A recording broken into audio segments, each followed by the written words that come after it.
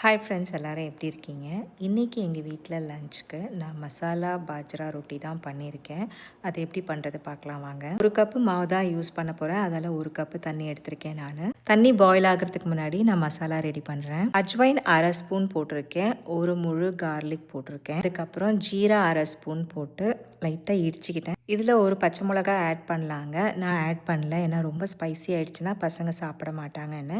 ஃபுல்லாக அந்த மசாலா இடித்த பிறகு பச்சை மிளகாவில் கால்வாசி மட்டும் போட்டு இடிச்சிருக்கேன் நான்.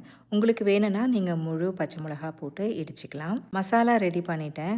உங்களுக்கு வேணும்னா நீங்கள் மேத்தி லீவ்ஸும் போடலாம் கட் பண்ணி. ஆனால் நான் இதில் ஆட் பண்ணலைங்க. கடையில் வாங்கின மாவு தாங்க நான் யூஸ் பண்ணுறேன். இப்போ தான் நான் கட் பண்ணியிருக்கேன் மாவு. அதால் உள்ளே வந்து பார்த்திங்கன்னா கட்டி கட்டியாக இருக்கும்.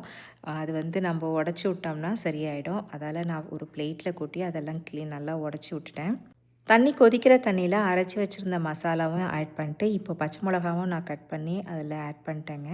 அதுக்கப்புறம் இந்த மாவை ஆட் பண்ணி நல்லா மிக்ஸ் பண்ணிக்கலாம். இது மாதிரி உருண்டையாக வந்ததுன்னா கரெக்டான பதம். நான் ஸ்டவ் ஆஃப் பண்ணிட வேண்டியது தான் இப்போது. அதுக்கப்புறமா நம்ம மூடி போட்டு ஒரு 5 மினிட்ஸ் விட்டுலாம். அப்படியே சப்பாத்தி கட்டை இருந்தால் சப்பாத்தி உருட்டுற மாதிரி நம்ம உருட்டிக்கலாம். நான் எப்போதுமே சப்பாத்தி கட்டையில் தான் உருட்டுறது வழக்கம். இந்த வாட்டி நான் வந்து டொட்டிலா ப்ரெஷர் வாங்கியிருந்தேன். அதில் ட்ரை பண்ணலாமேன்னு சொல்லிவிட்டு நான் ட்ரை பண்ணுறேன். நான் சப்பாத்தி உருட்டுற மாதிரியே நம்ம உருட்டிக்கலாம். ஆனால் ஃபஸ்ட் டைம் பண்ணும்போது ஷேப் வராது. அப்படி உங்களுக்கு ஷேப் வேணும்னா நீங்கள் ஏதாவது மூடி வச்சு கட் பண்ணிக்கலாம் ரவுண்ட் ஷேப்பை. அதுக்கப்புறமா நீங்கள் தவாவில் போட்டு குக் பண்ணலாம். டொட்டிலா ப்ரெஷரை நான் வாங்கி ஒரு 4 மாதம் ஆகுது. நான் யூஸ் பண்ணவே இல்லை. இதுக்கு தான் ஃபஸ்ட் டைம் நான் யூஸ் பண்ணுறேன். மாவு நல்லா பிசைஞ்சிட்டு அதுக்கப்புறம் நம்ம உருண்டை பிடிச்சோம்னா அந்த உருண்டையில் கிராக்கெல்லாம் வராது. அதுக்கப்புறம் நான் இந்த டொட்டிலா ப்ரெஷரில் உள்ளே வச்சுட்டு லைட்டாக ஒரு ப்ரெஸ் பண்ணேன். ரொம்ப ப்ரெஸ் பண்ணிட்டேன்னு நினைக்கிறேன். அதால் ரொம்ப மெலிசாக வந்தது.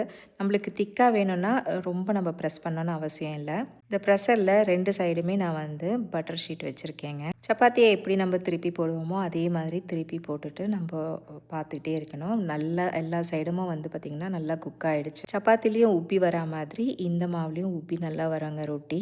நான் என்னென்னா மோஸ்ட்லி மத்தியானத்தில் தான் இதை மாதிரி பண்ணி கொடுப்பேங்க. நைட்டில் சாப்பிட மாட்டோம், ஏன்னா ஜீரணம் ஆகாதுன்னுவாங்க. வேலைக்கு போக ஆரம்பிச்சதுலேருந்து என்னால் பண்ண முடியல. லீவில் இருக்கிற வரைக்கும் நம்ம டெய்லியும் மதியானத்தில் பண்ணலான்னு சொல்லிட்டு நான் பண்ணிகிட்ருக்கேன். பசங்களுக்கு கடாய் பன்னீரும் அவரைக்காய் பொரியல் வச்சு கொடுத்துட்டேங்க.